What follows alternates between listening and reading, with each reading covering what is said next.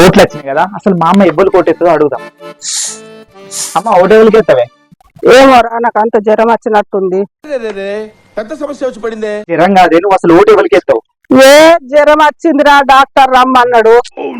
Doctor దగ్గరికి పోతావే, జ్వరం వస్తే డాక్టర్ దగ్గరికే పోతారు గానీ లాజికల్ చెప్తావేంట్రా? నువ్వు ఓటు ఎవరికి ఎత్తావు? ఏమోరా కాళ్ళు బాగా గుంజుతుందిరా ఇది.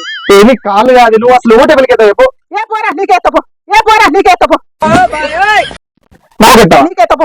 నా ఓటు ఎత్తావా? పో. అట్లుంటది మనతో. ఇక్కడ చిన్న పిల్లలు ఉన్నారు కదా, వీళ్ళని అడుగుదాం. మీరు ఇక్కడ ఏం చేస్తారు? అవన్నీ మీరు ఓటు ఎవరికి ఎత్తారు? దిమాగ్ ఉందా అన్న? చిన్న పొడగల కోటకేడత్తది, చిన్న పొడగల కోటకేడత్తది. అది కూడా నిజమే కదా. పరమ దుర్మార్గుడు సార్ వీడు. మా అమ్మ అయితే నాకు ఓటు ఎత్తాను, కానీ మాకెవరు ఓటు ఎత్తావు అడుగుతా. అసలు ఓటు ఎవరికి ఎత్తావే?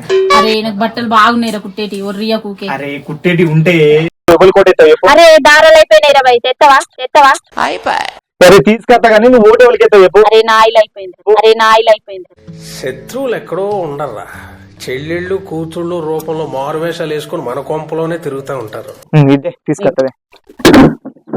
A few moments later. ఇంకొక నీ ఆయిల్ పట్టే అక్క, ప్లీజ్ ఇప్పుడైనా చెప్పే, ఎవరు కోట ఎత్తావే?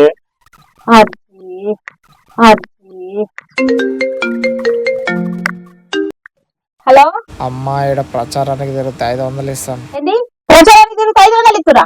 అరే నువ్వు పోతావారా? ఎటు పోతున్నావు బ్రో? ప్రచారానికి తిరుగుతే 500 ఇస్తుండట, నేను పోతున్నా మరి. ఆగు బ్రో, నేను కడుతున్నా.